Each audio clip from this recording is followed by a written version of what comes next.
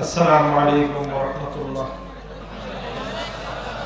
إن الحمد لله نحمده ونستعينه ونستغفره ونؤمن به ونتوكل عليه ونشهد أن لا إله إلا الله وحده لا شريك له ونشهد أن سيدنا ومولانا محمدا عبده ورسوله صلى الله تعالى عليه وعلى آله وأصحابه وبارك وسلم تسليما كثيرا. أما بعد فأعوذ بالله من الشيطان الرجيم. بسم الله الرحمن الرحيم. ربنا وابعث فيهم رسولا منهم يتلو عليهم آياتك ويعلمهم الكتاب والحكمة ويزكيهم إنك أنت العزيز الحكيم. بارك الله لنا ولكم في القرآن العظيم ونفعنا وإياكم بالآيات والذكر الحكيم.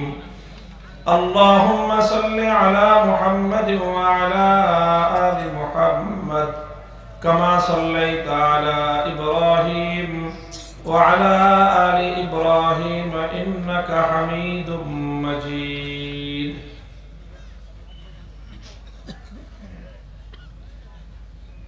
হযরত উলামায়ে কেরাম, সম্মানিত শ্রদ্ধাভাজন আমার মুরব্বী সাহেবান, সমবেত ইসলাম প্রিয়, কোরআন প্রেমিক, নবী প্রেমিক, তাওহীদি মুসলমান ভাই ও বন্ধুগণ, ঢাকার খুব কাছাকাছি হলেও অনেকটা নীরব এবং নিরবচ্ছিন্ন একটা এলাকা। এখানে আমাদের বাংলাদেশের অন্যতম দাঈয়ে ইসলাম, খতিবে বাঙ্গাল হযরত মাওলানা জুনায়েদ আল হাবিব হাফিজাহুল্লাহ জামিয়া কাসেমিয়া আশরাফুল উলুম নামে এই মাদ্রাসা গড়ে তুলেছেন। আল্লাহ পাক রব্বুল আলামিন এই মাদ্রাসাকে কিয়ামত পর্যন্ত তার ফয়জ এবং বরকত জারি রাখেন। এই মাদ্রাসাকে কেন্দ্র করে আজকের এখানকার এই মাহফিল, আপনারা অনেকেই বেশ দূর দূরান্ত থেকে এখানে সমবেত হয়েছেন। এখানকার আশপাশের জনবসতি এত ঘন না, এত মানুষ এখানে বসবাস করেন না যত মানুষ আজকের এই মাহফিলে আপনারা উপস্থিত রয়েছেন। কাজে আপনারা অনেক কষ্ট করে আসছেন। লোকালয়ে তো শীত এতটা অনুভব করা যায় না, এখানে যথেষ্ট শীতও আছে। সেই হিসাবে রাত গভীর হয়েছে, দীর্ঘ আলোচনা করার অবকাশ নেই। মাহফিলের বরকত হিসাবে আমার শেখ ও মুর্শিদ হযরত পীর সাহেব দেওয়ানা হাফিজাহুল্লাহ তিনিও আপনাদের সামনে বয়ান করেছেন, নসিহত করেছেন। আমির হেফাজত কায়েদে মিল্লাতে ইসলামিয়া আল্লামা শাহ মুহিবুল্লাহ বাবুনগরী হাফিজাহুল্লাহ তিনিও আজকের এই মজমায় তশরিফ এনেছেন। আরো অনেক বুজুর্গানের দিন তশরিফ এনেছেন। বরুণা পীর সাহেব হুজুর আসছেন, হযরত রশিদুর রহমান ফারুক শাইখে বরনবী তিনিও তশরিফ এনেছেন। এছাড়া উলামায়ে কেরাম তো আসছেনই। এরকম একটা নিভৃত পল্লী অঞ্চলে এই সকল বুজুর্গদের কদম, এটা এই জামিয়া কাসেমিয়ার বরকত। কাজে এই এলাকার মানুষ এই মাদ্রাসার কাছে ঋণী। আমি আশা করব যে আপনারা আপনাদের আচরণের মাধ্যমে, আপনাদের পরবর্তী পদক্ষেপের মাধ্যমে আপনারা এই ঋণ পরিশোধ করার চেষ্টা করবেন। আল্লাহ আপনাদেরকে তৌফিক দান করেন। সূরাতুল বাকারা থেকে একটি আয়াত আমি আপনাদের সম্মুখে তেলাওয়াত করেছি। আয়াতটি হযরত ইব্রাহিম আলা নবিয়িনা ওয়া আলাইহিস সালাতু ওয়াস সালামের একটি দোয়ার কথা বর্ণনা করা হয়েছে। হযরত ইব্রাহিম আলাইহিস সালাতু ওয়াস সালাম যখন আল্লাহর ঘর বাইতুল্লাহ শরীফ, কাবা শরীফ নির্মাণ করলেন, তখন তিনি এই কাবা নির্মাণ যখন করেন, তখন তো পবিত্র মক্কা নগরী জনমানবহীন এক শূন্য প্রান্তর, একটা প্রান্তর যেখানে শুধু পাহাড় আছে, কিছু মরুভূমি আছে, কোনো মানুষজন নাই, অল্প কিছু মানুষ সেখানে বসবাস শুরু করেছে মাত্র। সেরকম একটা জনমানবহীন একটা বিচ্ছিন্ন একটা ক্ষুদ্র জনপদের মধ্যে আল্লাহর ঘর নির্মাণ করে তিনি আশা করতেছেন যে এই ঘরটাই সারা পৃথিবীর মার্কাজ এবং কেন্দ্রে পরিণত হবে। কিভাবে হবে? এই ঘর বাইতুল্লাহ এটা সারা দুনিয়ার প্রাণ কেন্দ্র হবে, সারা দুনিয়ার মানুষের এটা কেন্দ্রবিন্দু, প্রধান মার্কাজ হবে। হবে কিভাবে? ইব্রাহিম আলাইহিস সালাতু ওয়াস সালাম এই যে একটা জনমানবহীন একটা জায়গা, একটা অনুন্নত একটা জায়গা, একটা পাহাড়ি অঞ্চল, এমন একটা জায়গা যেখানে একটা গাছ উৎপন্ন হয় না, একটা ফল ফসল কিছুই হয় না, একটা খেজুর পর্যন্ত হয় না, ধান চাল তো দূরের কথা, কোনো কিছুই উৎপন্ন হয় না, এরকম একটা পাহাড়ি পাথুরে অঞ্চলকে তিনি আশা করতেছেন যে এই জায়গাটা সারা দুনিয়ার কি হবে? মার্কাজ হবে, সারা দুনিয়ার কেন্দ্র হবে। হবে কিভাবে? যেইভাবে হতে পারে তিনি আল্লাহর কাছে সেই দোয়াটা করলেন, রব্বানা ওয়াবাস ফীহিম রাসূলাম মিনহুম ইয়াতলু আলাইহিম আয়াতিকা ওয়া ইউআল্লিমুহুমুল কিতাবা ওয়াল হিকমাতা ওয়া ইউযাক্কিহিম। তিনি বললেন যে আল্লাহ, এই ঘর, এই জনপদ, এই সব কিছুই সারা পৃথিবীর মার্কাজ হতে পারে, আপনি এই ঘরটাকে আবাদ করার মতো একজন যোগ্য মানুষ পাঠান। একটা যোগ্য মানুষ, একটা কর্মঠ মানুষ, এরকম একটা মানুষ যদি এখানে আপনি পাঠান, তাহলে সেই মানুষটা এই ঘরটাকে এমন ভাবে আবাদ করতে পারবে যে এই ঘর সারা পৃথিবীকে পরিচালনা করবে। এবং তিনি যেই মানুষটার জন্য দোয়া করলেন, সেই মানুষটার সিফাত বর্ণনা করলেন, সেই মানুষটার কি কাজ হবে, তার কি কর্মসূচি হবে সেটাও তিনি আল্লাহর কাছে বললেন। এবং সেই কর্মসূচি আল্লাহ পাক বাস্তবায়ন করার জন্য ইব্রাহিম আলাইহিস সালাতু ওয়াস সালামের এই দোয়া করার কয়েক হাজার বছর পরে আল্লাহ সেই দোয়া কবুল করে আখিরি নবী মুহাম্মদুর রাসূলুল্লাহ সাল্লাল্লাহু আলাইহি ওয়াসাল্লামকে মক্কা নগরীতে আল্লাহ প্রেরণ করলেন।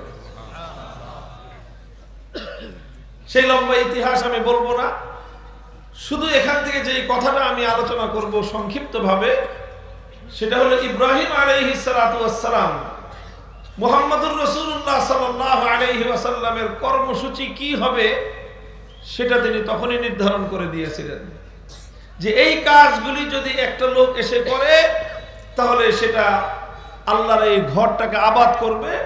শুধু আবাদ করবে তা নয়, বরং এই ঘরটা সারা দুনিয়ার মানুষের জন্য মার্কাজে পরিণত হবে। সারা দুনিয়ার মানুষের নেতৃত্ব এখান থেকে প্রদান করা হবে, সারা পৃথিবীকে এখান থেকে পরিচালনা করা হবে। হে উম্মতে মুসলিমা, মনে রেখো, সারা পৃথিবীর নেতৃত্ব তোমাদের পূর্বপুরুষরা দিয়েছিল, সারা পৃথিবীকে পরিচালনা করেছিল আমাদের এই পূর্বপুরুষরা, আমাদের এই মুসলমানদের প্রাচীন লোকেরা, সেই আমাদের আরবের উম্মতের মুহাম্মদিয়ার সদস্যরা কিভাবে সারা পৃথিবীকে তারা নেতৃত্ব দিয়েছিল, কোন কর্মসূচির মাধ্যমে সারা দুনিয়ার নেতৃত্ব তাদের হাতে এসেছিল, সারা দুনিয়াকে মুসলিম সভ্যতা অন্ধকার থেকে আলোর পথে পরিচালিত করেছিল, তাদেরকে মানবতা শিক্ষা দিয়েছিল বর্বরতা থেকে। সেই মানুষগুলোকে বর্বর যুগের অন্ধকার যুগ থেকে বের করে এনে অন্ধকার থেকে আলোর পথে এনে সারা দুনিয়ার মানব জাতির সামনে আদর্শ রোল মডেল হিসেবে উপস্থাপন করেছিল। কিসের মাধ্যমে? আল্লাহ রাসূল সাল্লাল্লাহু আলাইহি ওয়াসাল্লামের যে কর্মসূচিগুলো ইব্রাহিম আলাইহিস সালাম প্রায় ৬০০০ বছর পূর্বে বলেছিলেন, সেই কর্মসূচির মাধ্যমে আল্লাহ পাক রব্বুল আলামিন এখানে আখিরি নবী মুহাম্মদুর রাসূলুল্লাহ সাল্লাল্লাহু আলাইহি ওয়াসাল্লামের ৪ দফা কর্মসূচির কথা বলেছেন। কয় কর্মসূচি? কয় দফা? বলেছেন রব্বানা ওয়াবাস ফীহিম রাসূলাম মিনহুম, হে আল্লাহ, এই জনপদ থেকে আপনি একজন রাসূল প্রেরণ করেন, যার প্রথম কাজ হবে ইয়াতলু আলাইহিম আয়াতিক, যার প্রথম কর্মসূচি হবে যে তিনি আপনার কিতাব, আপনার কোরআনের আয়াত তেলাওয়াত করে এই সমাজকে গুঞ্জরিত করবে, সমাজের মানুষকে ঘুম থেকে জাগ্রত করবে, সমাজের মানুষের হৃদয়ের মধ্যে ঝংকার কোরআনে পাকের তেলাওয়াতের মাধ্যমে। কোরআনে পাকের তেলাওয়াত এটা রাসূল সাল্লাল্লাহু আলাইহি ওয়াসাল্লামের প্রথম এবং সবচেয়ে বুনিয়াদী কর্মসূচি।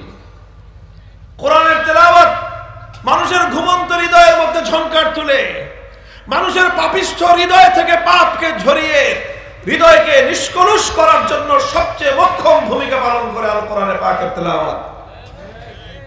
রাসূল সাল্লাল্লাহু আলাইহি ওয়াসাল্লামের জীবনের প্রথম কর্মসূচি ছিল এই কোরআনে পাকের তেলাওয়াত। ইয়াতলু আলাইহিম আয়াতিক। এবং আল্লাহ পাক রব্বুল আলামিন যখন তার নবীকে প্রেরণ করেছেন, আল্লাহ নিজেও বলেছেন যে আমি এই চারটা কাজ দিয়েই আমার নবীকে আমি প্রেরণ করেছি। কোরআনে পাকের সূরাতুল জুমার মধ্যে আল্লাহ পাক সেই আয়াত নাজিল করেছেন। আল্লাহ নিজেই বলেছেন, ইয়াতলু আলাইহিম আয়াতিহি ওয়া ইউযাক্কিহিম ওয়া ইউআল্লিমুহুমুল কিতাবা ওয়াল হিকমা ওয়া ইন কানু মিন ক্বাবলু লাফি দালালিম মুবিন। আল্লাহ নিজে সেই নবীকে পাঠিয়েছেন। নবীর প্রথম কর্মসূচি কি ছিল? কি বললাম? কি ছিল? কোরআন তেলাওয়াত। তেলাওয়াতে কোরআনকে আমরা মামুলি মনে করি না। কোরআন তেলাওয়াত মামুলি কোনো বিষয় নয়। তেলাওয়াতে কোরআন এটা হলো এই মানব সভ্যতাকে সংশোধন করার সবচেয়ে গুরুত্বপূর্ণ কর্মসূচি। কোরআনের তেলাওয়াতের দ্বারাই ঘুণে ধরা সমাজের মধ্যে প্রথম প্রকম্পন তৈরি হয়েছিল।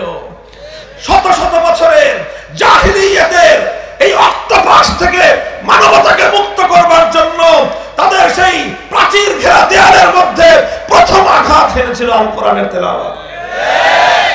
ইতিহাস পড়েন, হাদিসের পাতায় ভরা মক্কা নগরীতে জাহিলিয়াতের অন্ধকারে ঘেরা সেই সমাজকে প্রথম আলোড়িত করেছিল কোরআনের তেলাওয়াত। হযরতে আবু বকর সিদ্দিক রাদিয়াল্লাহু তাআলা আনহুর জীবনীতে আলোচনা হয়, বোঝা যায় বিষয়টার দ্বারা। একবার আবু বকর সিদ্দিক রাদিয়াল্লাহু আনহু তিনি মক্কা ছেড়ে চলে যাচ্ছেন।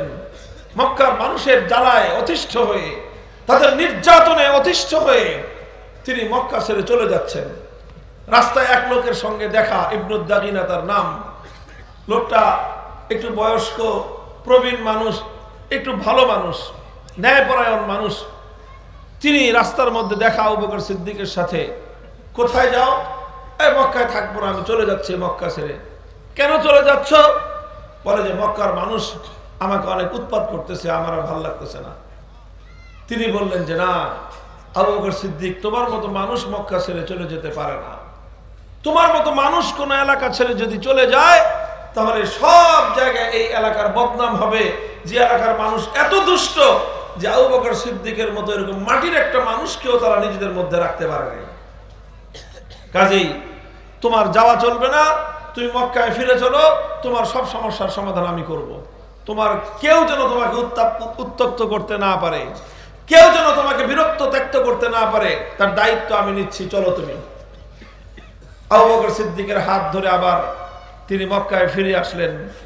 মক্কায় ফিরে এসে মক্কার লোকজনকে ডেকে বললেন যে দেখো, আবু বকর সিদ্দিকের মতো মানুষ যদি তোমাদের এখানে থাকতে না পারে, আবু বকরের মতো মানুষ, তাহলে তোমাদের বদনাম হয়ে যাবে, কলঙ্ক হবে যে মক্কার মানুষ এত খারাপ, এত দুষ্ট, এত অসৎ ব্যবহার তারা করে যে আবু বকরের মতো এরকম মোমের মতো নরম, এরকম ভালো মানুষটাও তাদের সাথে থাকতে পারলো না।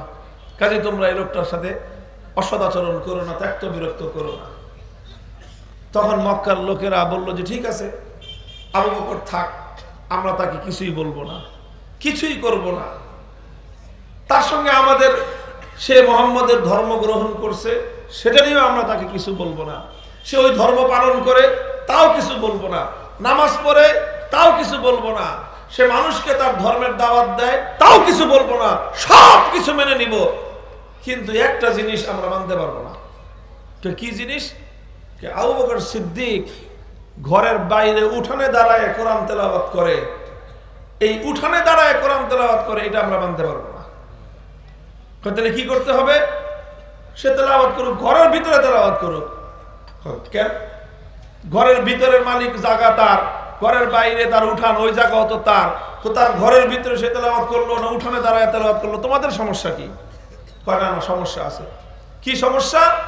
আবু বকর সিদ্দিক যখন তার ঘরের বাইরে দাঁড়ায় কোরআনের তেলাওয়াত করে, তো তার এই মন্ত্রমুগ্ধের মতো এই তেলাওয়াত, জাদুকরী কোরআনে পাকের এই তেলাওয়াত আমাদের ঘরগুলোতে বিপ্লব তৈরি করে দেয়, আমাদের ঘরগুলোর জাহিলিয়াতকে ভেঙে টুকরো টুকরো করে দেয়, আমাদের পাষাণ ভেঙে দেয়াল ভেঙে আমাদের বাচ্চাদেরকে এই আবু বকর সিদ্দিকের কোরআনের তেলাওয়াত চুম্বকের মতো তার দিকে টেনে আনে। আমরা ঘরের মধ্যে আমাদের মেয়েদেরকে, আমাদের শিশুদেরকে আমরা বেঁধে রাখতে পারি না, আবু বকর সিদ্দিক রাদিয়াল্লাহু আনহুর কোরআনে পাকের তেলাওয়াত আমাদের ঘরগুলো থেকে আমাদের বাচ্চাদেরকে, আমাদের মহিলাদেরকে পর্যন্ত চুম্বকের মতো আকর্ষণ করে টেনে আনে। এই দৃশ্য আমরা দেখে বরদাস্ত করতে পারি না। রব্বানা ওয়াবাস ফীহিম রাসূলাম মিনহুম ইয়াতলু আলাইহিম আয়াতিক। আল্লাহর কোরআনের তেলাওয়াত এই পৃথিবীতে একমাত্র সেই শক্তি, যে শক্তি জাহেলিয়াতের ভিত শুদ্ধ কাঁপিয়ে দিয়েছিল, জাহেলিয়াতের কুহেলিকা ভেদ করে প্রতিটি অন্ধকার যুগের মানুষের হৃদয়ের মধ্যে ঝংকার তুলেছিল আল্লাহর কোরআনে পাকের তেলাওয়াত। কোরআনের তেলাওয়াত এমন এক মুআসসির জিনিস, এমন এক প্রভাবক জিনিস, কোন মানুষ যদি আল্লাহর কোরআনের অর্থ নাও বুঝে শুধুমাত্র কোরআনের তেলাওয়াত যদি কেউ কান পেতে শুনে, কান দিয়ে কোরআনের তেলাওয়াত শুনে আরেক কান দিয়ে সহজে বের হয় না। কোরআনের তেলাওয়াত কান দিয়ে ঢুকে হৃদয়ের মধ্যে গিয়ে প্রভাব তৈরি করে, বিপ্লবের সূচনা হয়। বিশ্বাস না হয়, যে কেউ একজন মনোযোগ দিয়ে 40 দিন শুধু কোরআনের তেলাওয়াত শুনে দেখেন, শপথ করে বলতে পারি আপনার হৃদয়ের মধ্যে বিপ্লব তৈরি করবে আল্লাহর কোরআনের তেলাওয়াত। আলহামদুলিল্লাহ, এটা হলো পয়গম্বরের প্রথম কর্মসূচি। আজকের এই পৃথিবীতে, আমাদের এই দেশে, এই মাটিতে কোরআনের রাসূল সাল্লাল্লাহু আলাইহি ওয়াসাল্লামের এই প্রথম কর্মসূচি বাস্তবায়ন করছে, জিন্দা রাখছে আমাদের মক্তব এবং হেফজখানাগুলো। আমাদের মক্তব এবং হেফজখানাগুলো এটা এই মুসলিম উম্মাহর জন্য অনেক বড় নিয়ামত। যদি এই মক্তব না থাকতো, এই হেফজখানাগুলি যদি না থাকতো, এই গোটা জাতি আল্লাহর কোরআনের তেলাওয়াতের মতো সর্বশ্রেষ্ঠ সম্পদ থেকে বঞ্চিত হতো। এটা হলো প্রথম দফা কর্মসূচি, এবং সেই কর্মসূচির প্রভাব এই, আর সেই কর্মসূচির আজকের বাস্তবায়নের রূপরেখা হলো এই। 2 নম্বর কর্মসূচি, আল্লাহর পয়গম্বরের দ্বিতীয় কর্মসূচি হলো ইয়াতলু আলাইহিম আয়াতিকা ওয়া ইউআল্লিমুহুমুল কিতাবা ওয়াল হিকমাহ। এই 4টা কর্মসূচি আল্লাহ পাক এমন ভাবে সেট করেছেন নবীর জন্য, যে মূল সেন্ট্রাল পয়েন্ট হলো কোরআনে পাক। মূল বিন্দুটা কি? কোরআন। মূল বিন্দু কি? কিতাবুল্লাহ, আল্লাহর কোরআন। কোরআনকে নিয়েই প্রথম কর্মসূচি হলো কোরআনের তেলাওয়াত। কোরআনকে নিয়ে দ্বিতীয় কর্মসূচি আল্লাহর পয়গম্বরের ওয়া ইউআল্লিমুহুমুল কিতাব। তিনি উম্মতকে, মানব জাতিকে আল্লাহর কোরআনের শিক্ষা প্রদান করেন, তালিম দেন, তালিমে কিতাব। প্রথম কর্মসূচির নাম হলো তেলাওয়াতে কোরআন, তেলাওয়াতে কিতাব। দ্বিতীয় কর্মসূচির নাম হলো তালিমে কোরআন, তালিমে কিতাব। তেলাওয়াতে কিতাব আর তালিমে কিতাবের মধ্যে পার্থক্য হলো, তেলাওয়াতে কিতাব হলো শুধুমাত্র কোরআনে পাকের তেলাওয়াত করা, বুঝুক বা না বুঝুক কোনো সমস্যা নাই। কোরআনের প্রথম কর্মসূচির মধ্যে আল্লাহর কোরআন বুঝার প্রয়োজন নাই, না বুঝলেও শুধুমাত্র তেলাওয়াত মানুষের জিন্দেগির মধ্যে বিপ্লব সৃষ্টি করবে। দ্বিতীয় কর্মসূচি হলো তালিমে কিতাব। তালিমে কিতাবের অর্থ হলো কোরআনের যে আয়াতগুলো তেলাওয়াত করা হলো, এবার দ্বিতীয় কর্মসূচি হলো তেলাওয়াত করে সেই আয়াতগুলোর অর্থ বুঝাও, সেই আয়াতগুলোর অর্থ বুঝাও, মর্ম বুঝাও। এখানে দুটো বিষয়ের মধ্যে খুব ভারসাম্য মনে রাখতে হবে। সমাজে এক শ্রেণীর মানুষ বলে কোরআনের অর্থ না বুঝে কোরআন পড়লে কোনো লাভ নাই। এটা একটা মূর্খতাপূর্ণ কথা। কোরআনের তেলাওয়াত এটা একটা স্বয়ং সম্পন্ন একটা কর্মসূচি, এটা একটা প্রভাবক একটা কাজ। অর্থ বুঝা বা না বুঝা সেটা ভিন্ন বিষয়। অর্থ না বুঝুক, অর্থ বুঝুক। কোরআনের তেলাওয়াত এটা পৃথিবীতে সবচেয়ে প্রভাবশালী বৈপ্লবিক কর্মসূচি। এরপরে দ্বিতীয় হলো কোরআনে পাকের অর্থ বুঝা। এটাও দরকার আছে, এটারও কি দরকার আছে। এই কথার এটার অর্থ এই না যে কোরআন না বুঝে তেলাওয়াত করলেও ফজিলত আছে, সওয়াব পাবে, প্রভাব তৈরি করবে। তার অর্থ এই না যে কোরআনের অর্থ বুঝতে হবে না। কোরআনের অর্থ বুঝা, অর্থ বুঝানো, এটা হলো দ্বিতীয় দফা কর্মসূচি। প্রথম দফার মধ্যে কোরআনের অর্থ বুঝার ব্যাপারটা নাই। কোরআনের অর্থ বুঝার ব্যাপারটা হলো দ্বিতীয় দফায়। কোন দফায়? দ্বিতীয় দফা হলো কোরআনের অর্থ বুঝা, অর্থ বুঝানো।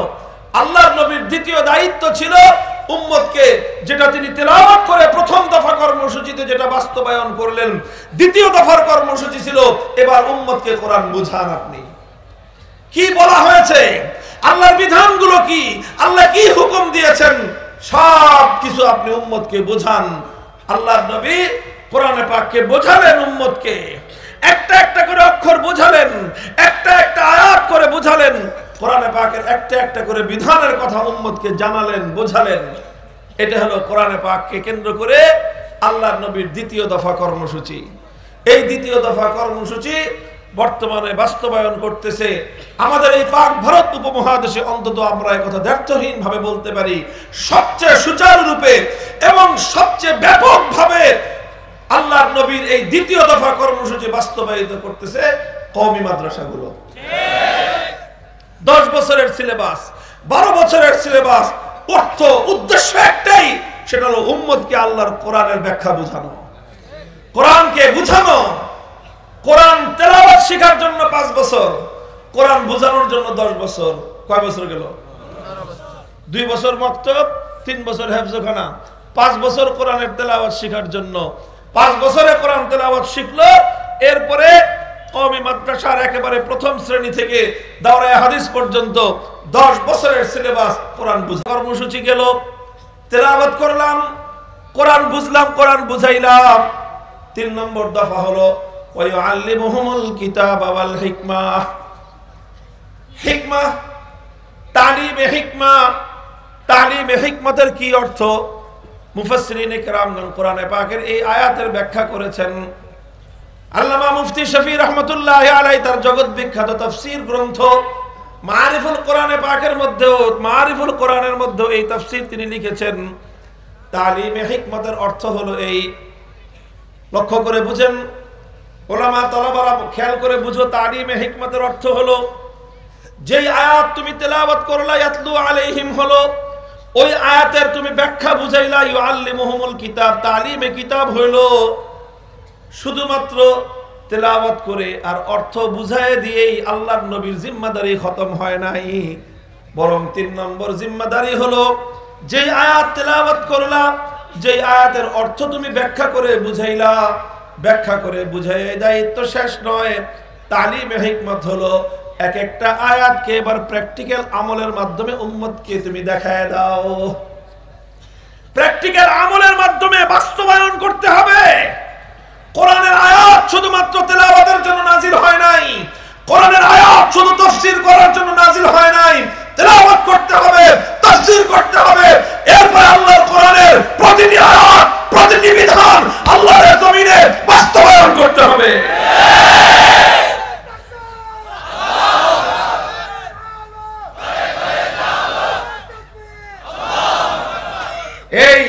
এটা হলো পয়গম্বরী তালিম, এটা হলো পয়গম্বরের কর্মসূচি। তালিমে হিকমত, আল্লাহর কোরআন শুধু ব্যাখ্যা করে বুঝায় দেওয়ার জিনিস না, অবশ্যই ব্যাখ্যা করতে হবে। শুধু তেলাওয়াত করে শেষ করে দেওয়ার জিনিস না, অবশ্যই তেলাওয়াত করতে হবে। তবে আরো দায়িত্ব আছে। তেলাওয়াত করলাম, দায়িত্ব একটা শেষ হলো। তাফসীর করলাম, দায়িত্ব 2টো শেষ হলো। এরপর আরো 2 দায়িত্ব রয়ে গেছে। আরো 2 কাজ, বলেন আরো 2 কাজ। ওই 2 কাজ না করা পর্যন্ত পূর্ণাঙ্গ হবে না কর্মসূচি। কাজ পূর্ণ হবে না, অর্ধেক থেকে যাবে। তাফসীর করলেন, উম্মতকে কোরআন বুঝাইলেন, বুঝাইতে বুঝাইতে বুঝাইতে বুঝাইতে 30 পারা কোরআন বুঝায় সারলেন, এখনো কাজ হয়েছে মাত্র অর্ধেক। 3 নম্বর কাজ হাতে নিয়ে নামতে হবে। তিন নম্বর কাজ হলো কোরআনে যা বলেছে তার প্রত্যেকটা বিষয় শুধু কথায় নয় কাজে পরিণত করতে হবে। প্রত্যেকটা বিধান আল্লাহর জমিনে বাস্তবায়ন করতে হবে। এইভাবে আল্লাহর নবী পুরা কোরআনকে প্র্যাকটিক্যালি উম্মতের কাছে আমল করে দেখায় দিয়েছেন। এটা হলো তালিমে হিকমত। যেরকম ধরেন নামাজের আয়াত নাজিল হলো, আল্লাহর নবী আয়াত তেলাওয়াত করলেন, আকিমুস সালাত তেলাওয়াতের দায়িত্ব পালন হয়ে গেল। তারপরে তিনি ইকামতে সালাতের অর্থ বুঝাইলেন যে সালাত অর্থ কি, ইকামত অর্থ কি। সালাত অর্থ এখানে দোয়া নয়, সালাত অর্থ এখানে দুরূদ নয়, সালাত এখানে অর্থ হলো নামাজ। এইভাবে আল্লাহর নবী বুঝাইয়া দিলেন যে এইভাবে নামাজ পড়তে হয়, কিয়াম করতে হয়, রুকু করতে হয়, সিজদা করতে হয়। কিয়ামের মধ্যে সূরা ফাতিহা পড়তে হয়, কোরআনের আরেকটা আয়াত পড়তে হয়। রুকুর মধ্যে তাসবিহ পড়তে হয়, সিজদার মধ্যে তাসবিহ পড়তে হয়। তাদিল আরকান করতে হয়, তাহিয়াত তাশাহুদ পড়তে হয়। এইভাবে পূর্ণ নামাজ তিনি ব্যাখ্যা করে নামাজের সালাতের ব্যাখ্যা তিনি উম্মতকে বুঝাইয়া দিলেন। এখনো নবীর দায়িত্ব শেষ হয় নাই। এরপরে তিনি কি করলেন? 3 নম্বর দায়িত্ব, ওয়া ইউআল্লিমুহুমুল হিকমা। তিনি মিম্বরের উপরে উঠলেন, মিম্বরের উপরে উঠে তিনি 2 রাকাত নামাজ আদায় করলেন। এরপরে তিনি উম্মতকে বললেন, সাল্লু কামা রাআইতুমুনি উসাল্লি। আমার উম্মত, শুধুমাত্র আমি তোমাকে যেভাবে বলেছি সেভাবে নয়, বরং আমি তোমাকে যেভাবে নামাজ পড়ে দেখাচ্ছি, দেখে দেখে প্র্যাকটিক্যালি তোমরা আমার কাছ থেকে নামাজ শিক্ষা গ্রহণ করো। 3 নম্বর কাজ বুঝতে পারছেন? আসছে হুজুর, আসছে, অসুবিধা নেই, আমাদের পর্যায়েরই হুজুর, বুঝেন নাই? আমরা যে লেভেলের মোটামুটি কাছাকাছি, আমাদের চেয়ে একটুখানি বড় হুজুরের। আলহামদুলিল্লাহ, আলহামদুলিল্লাহ বলেন মিয়া। অনেক বুজুর্গদের সাথে তো অনেক বড়দের সাথে আজকে দেখা হয়েছে। আমাদের বাড়ি ধরা মোহতামিম সাহেব হুজুর, আল্লাহ পাক রব্বুল আলামিন হুজুরের এলেমে আমলে হিকমতের মধ্যে বরকত দান করুন। তো 3 নম্বর দায়িত্বের কথা কি বললাম? প্র্যাকটিক্যাল। কি বিষয়? আর বাংলায় বুঝেন, এতক্ষণ তো আর উর্দুতে বলছি বুঝেন নাই। কি বললাম? বাংলা প্র্যাকটিক্যাল। প্র্যাকটিক্যালটা বাংলা না? হ্যাঁ, এই বাংলা বললে বুঝবেন ভালো।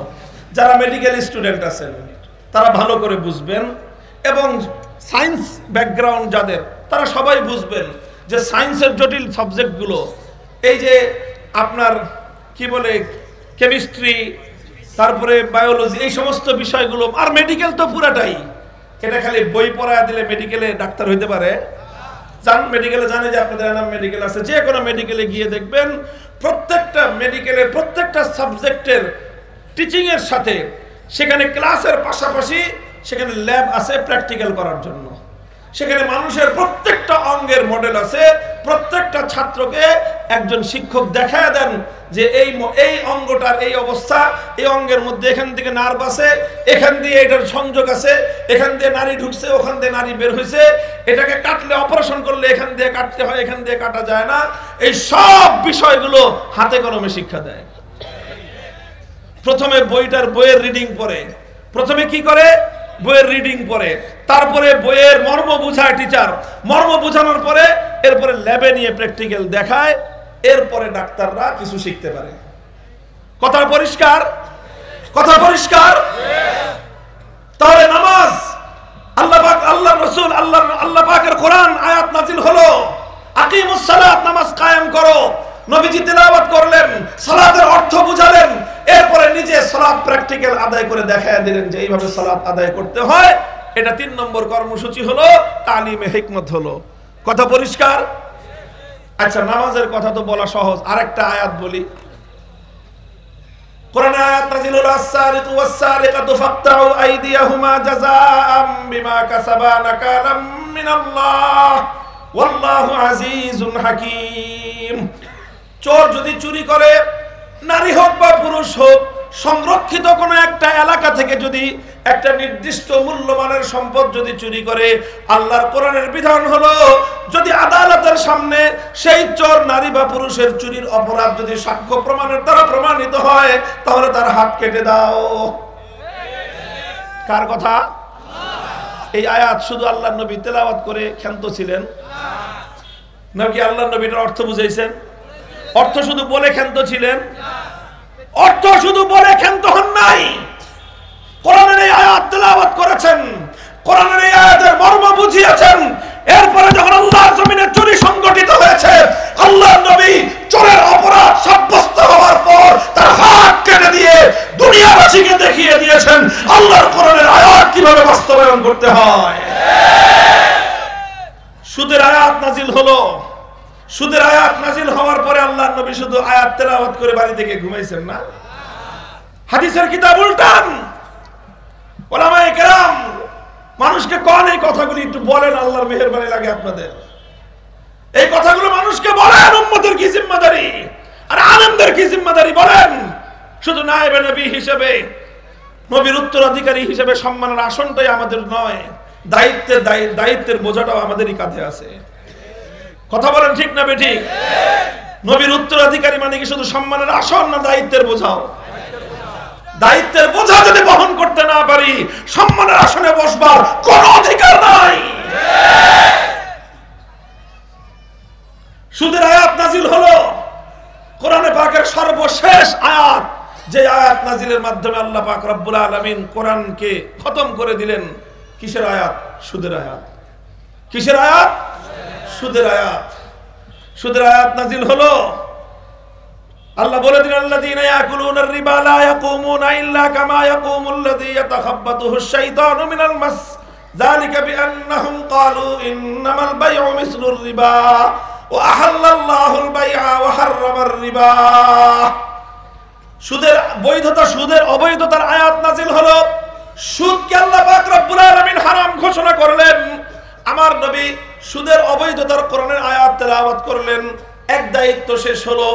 এরপরে সুদ কাকে বলে আল্লাহর নবী বিশ্লেষণ করে উম্মতকে বুঝায় দিলেন, এটাকে সুদ বলা হয়, এটাকে সুদ বলা হয়।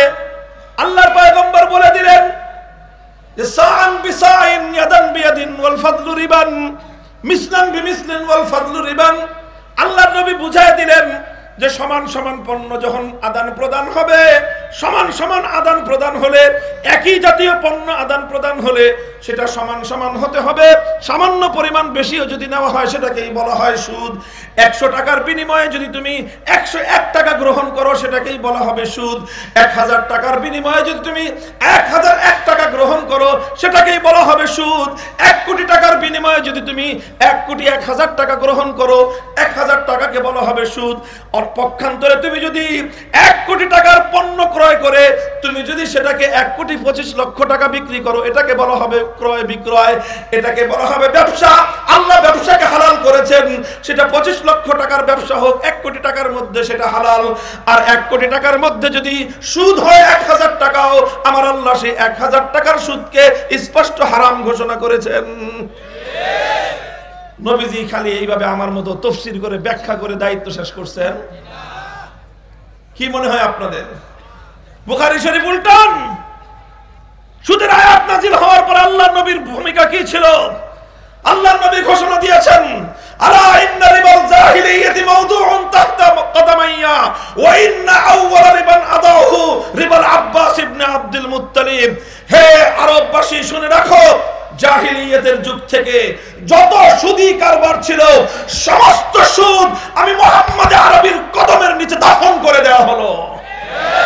উম্মতে মুসলিমার মধ্যে আর কোনোদিন সুদ যেন মাথা চারা দিয়ে উঠতে না পারে। বলবা যে আগে যারা পাওনা ছিল সুদ, সর্বপ্রথম যে সুদ আমি মওকুফ ঘোষণা করতেছি, পরেরটা না।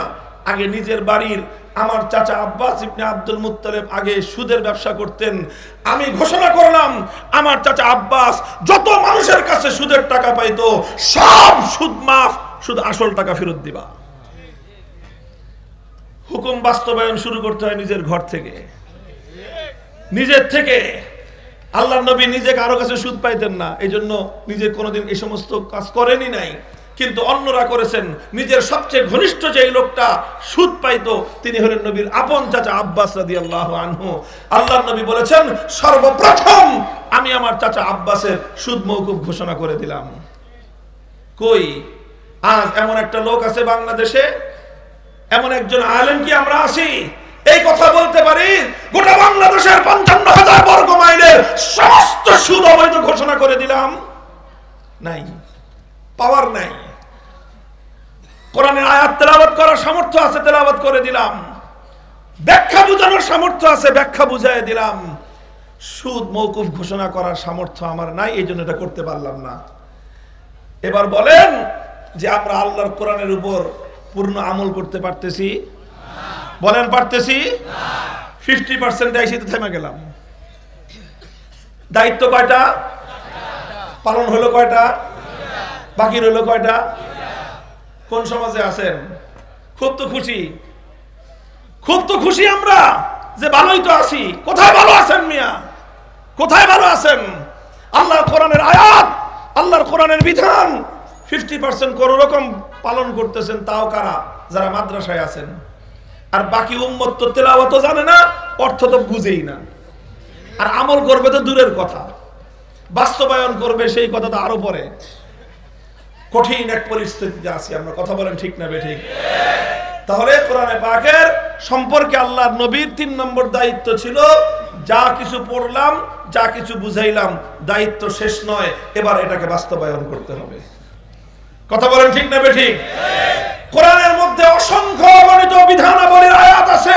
প্রত্যেকটা আয়াত, বিধানের আয়াত বাস্তবায়ন করা নবীর জিম্মাদারি। খালি নবীর জিম্মাদারি? নায়েবে নবীরা শুধুমাত্র নাকে তেল দিয়ে ঘুমাবে। যদি নায়েবে নবীর পরিচয় ধারণ করতে হয়, এটা বাস্তবায়ন করাও ওলামাদের জিম্মাদারি। পরিষ্কার কথা। এই দায়িত্বটা পালন হচ্ছে কিভাবে? বর্তমানে যতটুকু পালন হচ্ছে, দুইটা জিনিসের মাধ্যমে পালন হচ্ছে। একটা হলো দাওয়াত এবং তাবলীগের মেহনতের মাধ্যমে।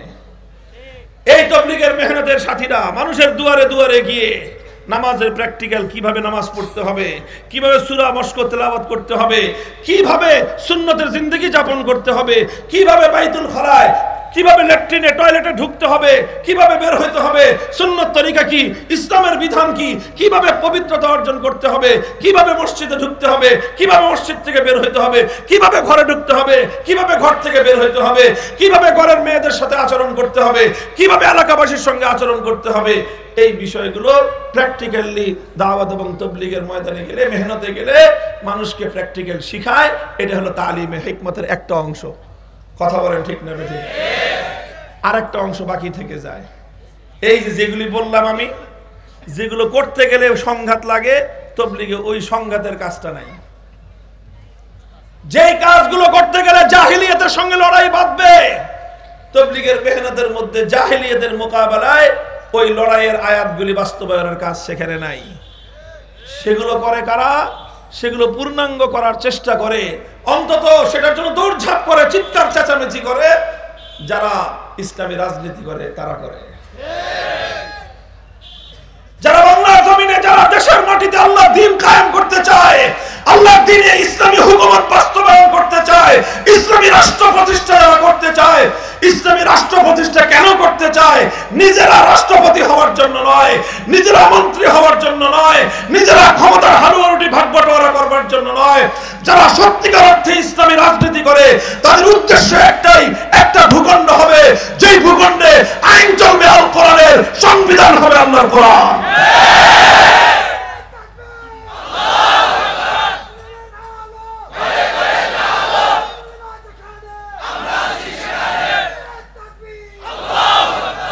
তাহলে 3টা দায়িত্বের কথা বললাম, এবং বর্তমান সময়ে এই 3টার কাজ কোথায় কতটুকু চলতেছে তাও বললাম।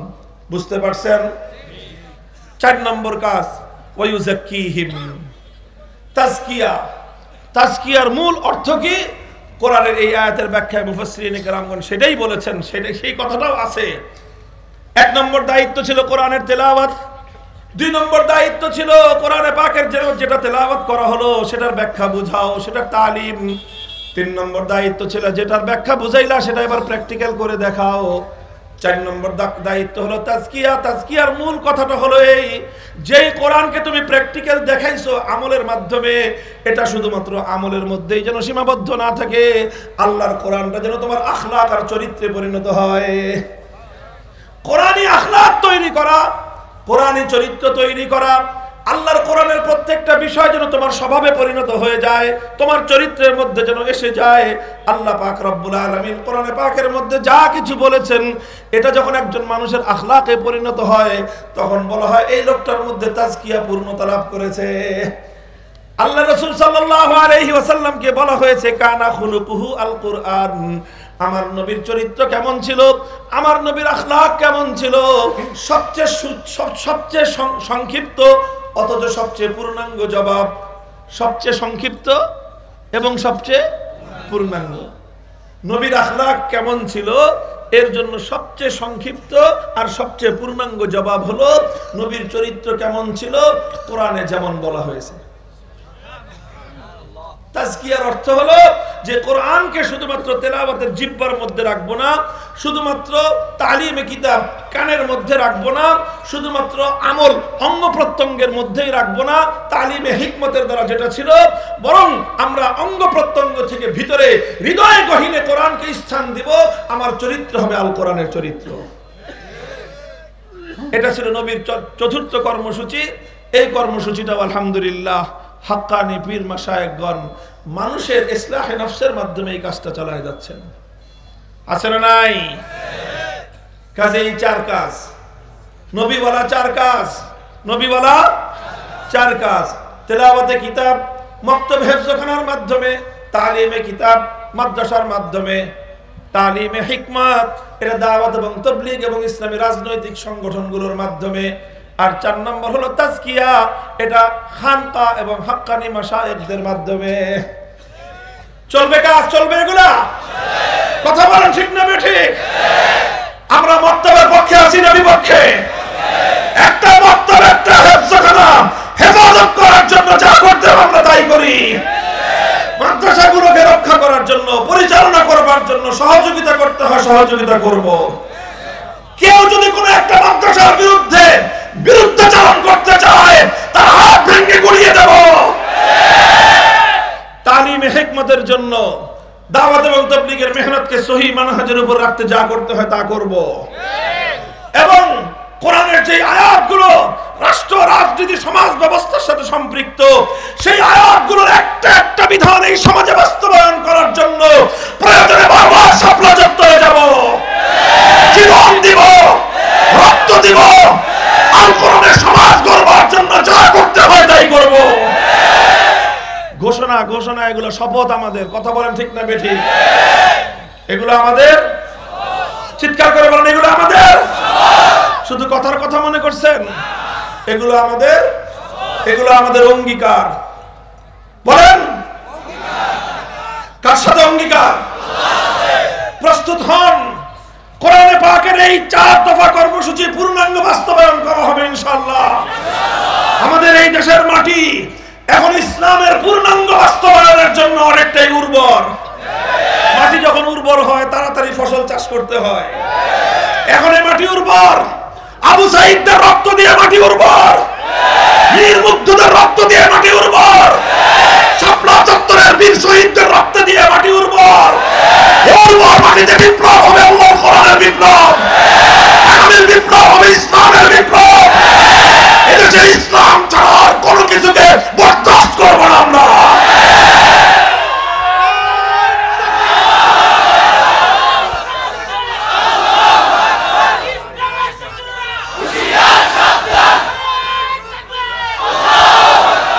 তৈরি হন, তৈরি হন। সারা দুনিয়া জেগে উঠছে, বাংলাদেশের মুসলমান ঘুমায় থাকবার সময় নাই। ইনশাআল্লাহ আগামীর বাংলাদেশ হবে ইসলামের বাংলাদেশ, আগামীর বাংলাদেশ হবে খেলাফতের বাংলাদেশ। ইনশাআল্লাহ আমরা আমাদের জীবদ্দশায় সেই সোনালী দৃশ্য দেখে যাওয়ার আশা করতেছি। আল্লাহ কবুল করেন, তৌফিক দান করেন। আল্লাহ আপনাদেরকেও তৌফিক দেন। ওয়া আখিরু দাওয়ানা আলহামদুলিল্লাহি রাব্বিল আলামিন। আসসালামু আলাইকুম ওয়া রাহমাতুল্লাহ। সুবহানাল্লাহি ওয়া বিহামদিহি সুবহানাকা